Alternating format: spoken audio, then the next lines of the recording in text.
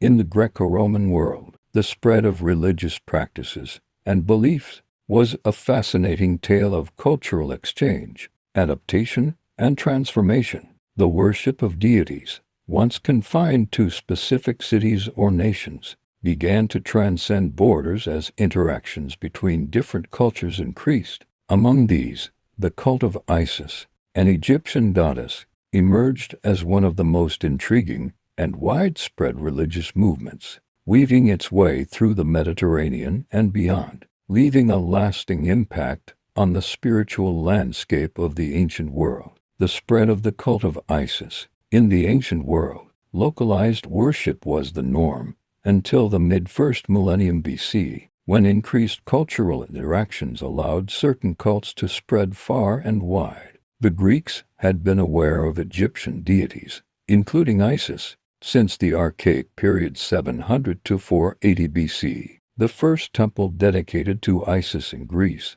was built in the 4th century BC by Egyptians living in Athens. The conquests of Alexander the Great later in that century led to the formation of Hellenistic kingdoms around the Mediterranean and the Near East, including Ptolemaic Egypt.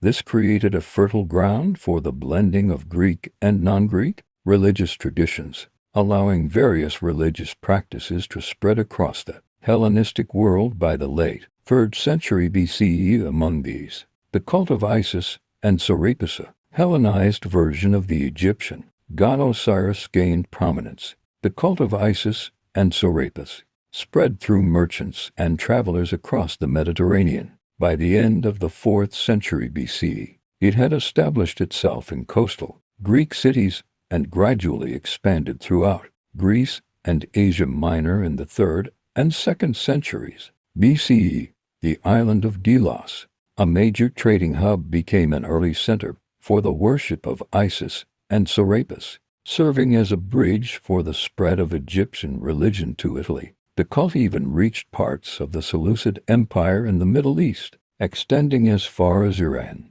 though it faded from the region after the Seleucids lost control. To the Parthian Empire, the Greeks viewed Egyptian religion as exotic and sometimes strange, yet filled with ancient wisdom. Like other Eastern Mediterranean cults, the worship of Isis attracted Greeks and Romans due to its foreign origins. However, once it reached Greece, the cult took on a distinctly Hellenized form. The cult of Isis in Rome. The cult of Isis arrived in Italy and the Roman sphere of influence by the 2nd century BC, becoming one of many foreign cults introduced to Rome. As the Republic expanded, Roman authorities attempted to regulate which cults were acceptable, aiming to preserve Roman cultural identity amidst the influx of foreign influences. In the case of Isis, shrines and altars were erected on the Capitoline Hill in Rome by private individuals. In the early 1st century BC, the independence of the cult from Roman control was a source of concern for the authorities. Between 50 and 40 BC, during the crisis of the Roman Republic, the Senate destroyed these shrines, fearing that the peace among the gods had been disrupted. However, they did not outright ban the worship of Isis in the city. The Egyptian deities faced further hostility during the final war of the Roman Republic 3 to 30 BC, when Rome, led by Octavian, the future Emperor Augustus, fought against Egypt under Cleopatra VII. After Octavian's victory, the worship of Isis and Serapis was prohibited within the Pomerium, the sacred boundary of Rome, but allowed outside it, effectively making the Egyptian deities non-Roman yet tolerated. Although the cult was temporarily expelled from Rome during the reign of Tiberius, 14 to 37 CE, it gradually became an accepted part of Roman religion. By the late 1st century CE, the Flavian dynasty treated Serapis and Isis as patrons of their rule, much like previous Roman emperors had revered Jupiter and Minerva. Despite its integration into Roman culture, the cult of Isis retained its Egyptian identity. The worship of Isis also spread to the western provinces of Rome, initially along the Mediterranean coast. By the late 2nd and early 3rd centuries CE, The cult of Isis and Serapis had reached most cities in the Western Empire, though it had little presence in rural areas. Temples to Isis and Serapis could be found in Petra, Palmyra, Roman Syria, Italica in Hispania, and even Londinium in Britain. By this time, Isis and Serapis were on par with traditional Roman deities. The roles of Isis. The cult of Isis lacked a fixed dogma, and its practices evolved as it spread across the Greco-Roman world. Greek hymns dedicated to Isis provide much of the information about her worship, blending Egyptian and Greek elements. The philosopher Plutarch 46–120 CE, in his work on Isis and Osiris, interpreted the Egyptian deities through the lens of Middle Platonism. Literary works, such as Apuleius's Metamorphoses, also known as the Golden Ass, also offer insights into the cult, particularly its emphasis on personal salvation and devotion to Isis. Isis was revered as a goddess of marriage and motherhood, often invoked for the protection of women during childbirth. In some Greek stories, she was even called upon to protect virginity. She was seen as a patroness of women, though her independence was always tied to her roles as a wife and mother. Some texts suggest that Isis created women as equals to men, while others claim she made them subordinate to their husbands. Isis was also worshipped as a lunar goddess, often paired with the solar attributes of Serapis. She was considered a cosmic deity, regulating the movements of the sun, moon, and stars, and governing the seasons and fertility of the earth. She was credited with inventing agriculture, establishing laws, and developing human society, a concept borrowed from Greek traditions about cultural heroes like Demeter. As a protector of sailors and harbors, Isis was invoked for safe voyages and good fortune. In this role,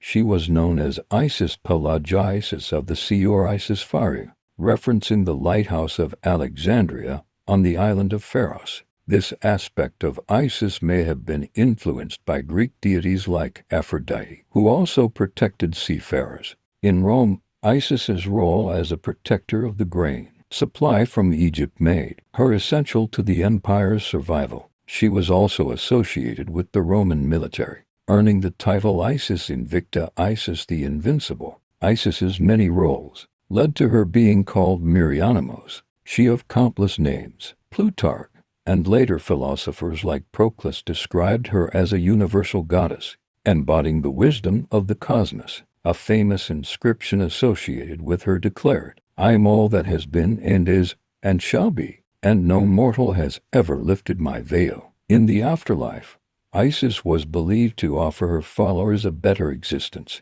a concept not common in traditional Greco-Roman religion. Some believed they would benefit from the life-giving waters of Osiris, while others hoped to sail to the Isles of the Blessed, a Greek notion of paradise. Relationship with other deities. More than a dozen Egyptian deities were worshipped outside Egypt during the Hellenistic and Roman periods, often in interconnected cults. Serapis, closely linked with Isis, frequently appeared alongside her in art, though Osiris remained central to her mythology. Horus, often in the form of Harpocrates, appeared as her son, absorbing traits from Greek gods like Apollo and Eros. Anubis, associated with the Greek god Hermes, also played a role in the cult. Isis was equated with various Greek and Roman goddesses, including Demeter, Aphrodite, and Artemis. Her association with Demeter, in particular, had a significant influence on her Hellenized form. Due to her control over fate, Isis was also linked to the Greek Tyche and Roman Fortuna, goddesses of fortune and destiny. In some regions, Isis merged with local deities. In Byblos, she replaced the Phoenician goddess Balat Gabol, while in Noricum, Central Europe, she was associated with the local goddess Noria. In Petra, she may have been linked to the Arabian goddess Ayuza. The Roman historian Tacitus even claimed that the Germanic Suebi worshipped Isis, though this may have been a misinterpretation of a local goddess symbolized by a ship. Some texts describe Isis as a universal goddess, encompassing all other deities. This idea aligned with Hellenistic philosophical concepts of a single, supreme divine principle. Philosophers like Plutarch adapted religious traditions to fit their vision of the cosmos, interpreting Isis and Osiris as symbols of universal truths. Iconography. The Hellenized depictions of Isis outside Egypt were diverse. She was often shown with the horns of Hathor, though Greeks and Romans sometimes replaced these with a crescent moon. She might also wear a headdress of leaves, flowers, or wheat stalks. A distinctive feature was the knot of Isis, a large looped garment tied at her chest, derived from Egyptian clothing, but adopted as a symbol of the goddess in the Greco-Roman world. She often carried a sistrum, a musical instrument, or a water jar, both of Egyptian origin. As Isis Fortuna or Isis Tyche, she was depicted holding a ship's rudder in one hand, symbolizing control over fate, and a cornucopia in the other, representing abundance. As Isis Pharia, she wore a billowing cloak, and as Isis Lactans, she was shown nursing her son Harpocrates. These varied depictions allowed Isis to embody a wide range of roles, making her a goddess who could be all things to all people. Worship and followers. The cult of Isis did not require exclusive devotion, and followers' levels of commitment varied. Some served as priests in multiple cults, while others were deeply devoted to Isis alone. These followers, known as Isiacs, came from all social strata, from slaves and freedmen to high-ranking officials and members of the imperial family. Women were particularly prominent in the cult, often serving as priestesses and rising through the religious hierarchy, a rarity in Greco-Roman religion. However, Roman authors frequently accused the cult of encouraging female promiscuity, reflecting broader anxieties about women's independence. Priests of Isis were recognizable by their shaved heads and white striped garments, both derived from Egyptian traditions. Temples to Isis were built in Greco-Roman style but often included Egyptian artistic elements. Daily rituals involved dressing the statue of the goddess, offering sacrifices, and allowing devotees to pray and sing hymns directly to her. Water played a significant role in these rituals, symbolizing the Nile's life-giving floods. Conclusion. The cult of Isis is a captivating story of how a foreign goddess became a central figure in the religious life of the Greco-Roman world. Through adaptation and integration, Isis transcended her Egyptian origins to become a universal deity, embodying the hopes, fears, and aspirations of countless devotees across the ancient Mediterranean. Her worship reflects the dynamic interplay of cultures in the ancient world, offering a glimpse into the spiritual lives of those who sought her protection, wisdom, and blessings.